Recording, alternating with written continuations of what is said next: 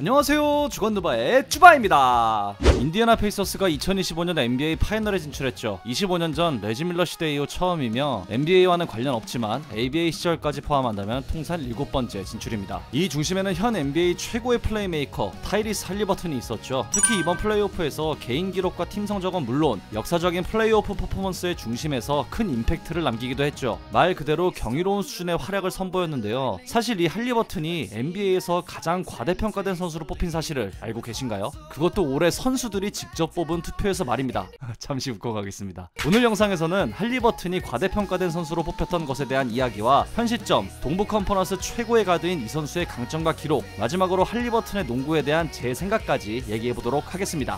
할리버튼이 과대평가된 선수라고 밝혀진 건 지난 4월입니다. 미국의 대형 스포츠 언론인 디 애슬레틱은 해마다 선수들을 대상으로 설문조사를 하는데요. 설문 내용은 가장 과대평가된 선수와 과소평가된 선수를 뽑는 겁니다. 90명의 설문을 했고 여기서 할리버튼은 14.4%의 투표를 받으며 선수들 사이에서 뽑힌 가장 과대평가된 선수 1위에 올랐죠. 참고로 가장 과소평가된 선수는 케이드 커닝햄이었습니다. 선수들은 왜 이렇게 평가한 걸까요? 사실 이 투표는 익명성이 보장된 투표라 그 이유를 알 수 없습니다. 그래서 이 내용과 관련된 기사들과 현지 평가들을 요약하자면 할리버튼이 과대평가받는 이유들은 이렇습니다. 첫째, 동부 컨퍼런스의 경쟁 수준이 낮다고 생각한다. 둘째, 2024 파리올림픽 멤버였지만 가장 덜 기용된 선수였다. 셋째, 폭발력과 임팩트가 부족하다. 이 정도로 정리할 수 있습니다. 모두 어느 정도 수긍할 수 있는 말이죠. 2024-25 시즌 기준으로 동부 컨퍼런스와 서부 컨퍼런스가 총 452경기를 치렀는데 249대 203으로 서부가 앞섰습니다. 그리고 정규 시즌 마지막까지 순위 싸움을 하던 서부에 비해 동부는 비교적 순위 예측이 수월했던 것만 봐도 서부가 더 경쟁력 있는 컨퍼런스라고 말할 수 있겠죠.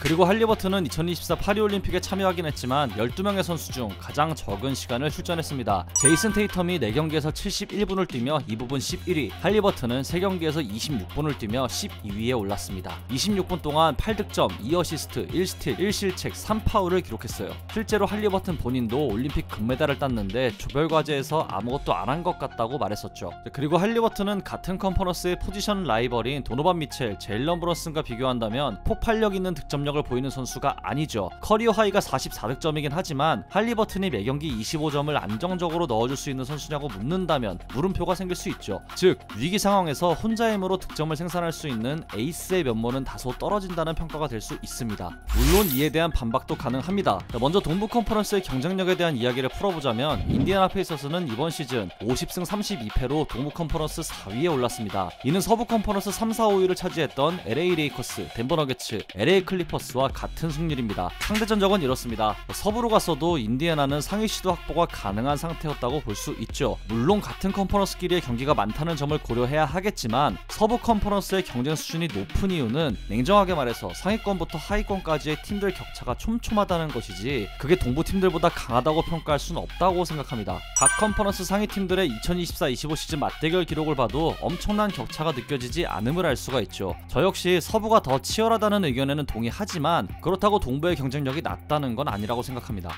2024 파리올림픽의 경우는 어떨까요? 할리버튼이 출전 시간을 많이 가져가지 못했던 이유를 두고 대략적인 추측을 요약하자면 가드 포지션 로스터가 포화 상태였다는 점과 그 안에서 할리버튼의 옵션은 명확하지 않았다는 점입니다. 당시 미국 대표팀은 6명의 가드 포지션 선수가 있었고 주전 고정인 커리의 약점을 보완해주려면 할리버튼보단 다른 선수들을 선택하는 게 더 좋은 선택이겠죠. 이건 사실 팀 전술적인 부분의 문제지 할리버튼이 부족하기 때문이라고 보긴 어렵다고 생각합니다. 그리고 ESPN의 브라이언 윈도우스트에 따르면 할리버튼은 올림픽 기간에 경미한 다리 부상을 겪고 있었다고 합니다. 공개되진 않았지만 MRI 검사까지 받았다고 해요. 여러모로 준결승과 결승전에 뛰지 않았던 게 이것과 연관이 있지 않나 싶네요. 그리고 마지막 부분이었던 폭발력과 임팩트, 이건 이번 플레이오프를 봤다면 생각이 바뀌었겠죠? 오히려 이번 플레이오프에서의 임팩트 때문에 이 과대평가가 전부 사라지지 않았나 싶습니다. 그냥 앞서 얘기한 모든 부분을 상쇄하지 않았나 싶어요.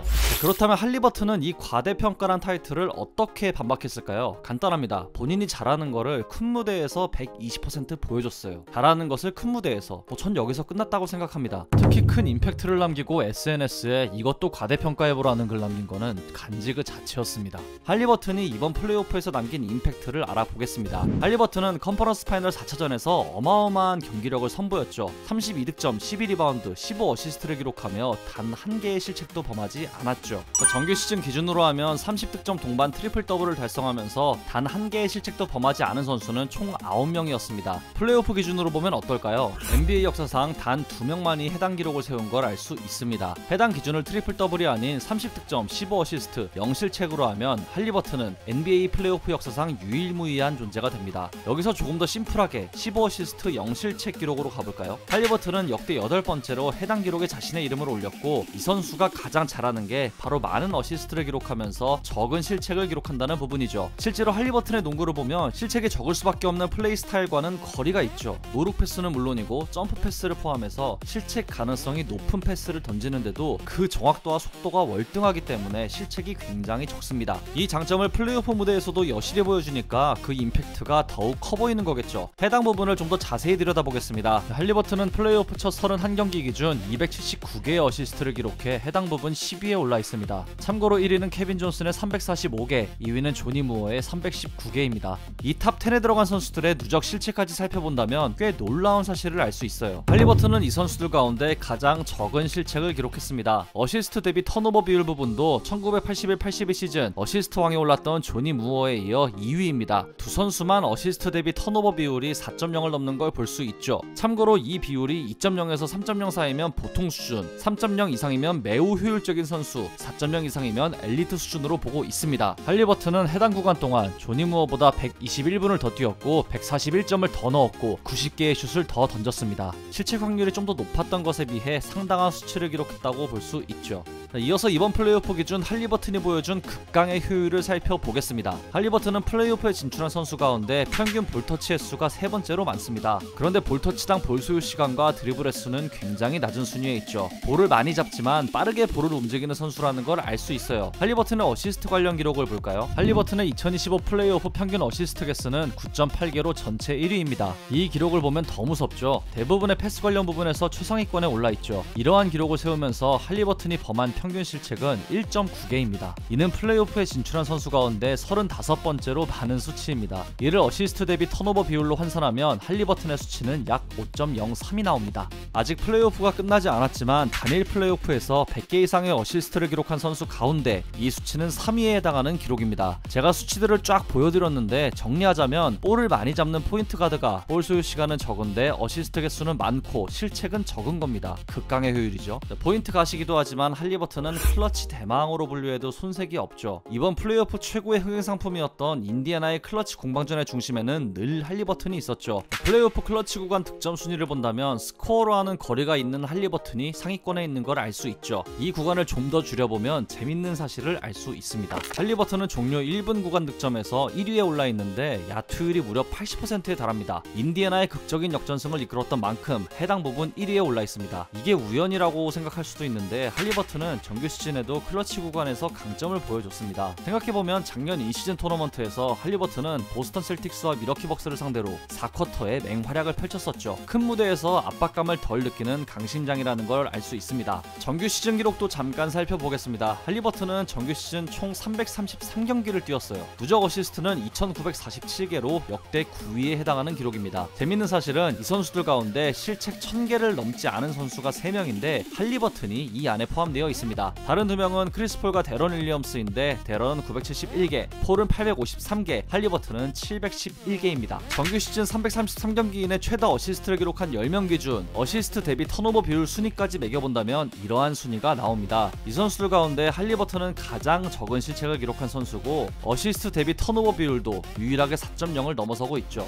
지금까지 할리버튼이 과대평가라는 평가를 뒤집을 자료들을 토대로 이런저런 이야기를 해봤습니다. 개인적으로 할리버튼이 과대평가되었다고 말했던 사람 중 하나지만 이번 플레이오프에서 할리버튼이 하는 농구를 참 재밌게 시청하고 있습니다. 제가 노알못이었습니다. 할리버튼을 보면 지난 수십 년간 NBA를 주름잡던 포인트 가드들이 생각나요. 경기 흐름을 통제하는 능력, 실책 관리, 클러치 해결 능력까지 보면 포인트 가스로 불리던 크리스 폴이 떠오릅니다. 볼 소유 시간을 최소화하면서 창의적인 패스와 빠른 디시전 메이킹을 하는 모습은 스티브 내시가 연상되고요. 속공 전개나 롱패스를 보면 제이슨 키드가, 이 모든 것들의 시초였던 존 스타크턴, 매직 존슨까지 보입니다. 즉 할리버튼은 과거 선배들의 장점을 그대로 가져와서 현대 농구 트렌드인 공간을 통해 찬스를 만든다 라는 공식을 100% 수행하고 있습니다. 저는 이게 농구의 본질이자 할리버튼이 구현해내는 핵심 가치라고 생각합니다. 농구는 누가 공을 오래 가지고 있느냐보단 누가 공간을 더 효과적으로 활용하느냐에서 승부가 갈립니다. 그 공간을 바탕으로 쉽고 빠르게 득점을 창출해내는 것,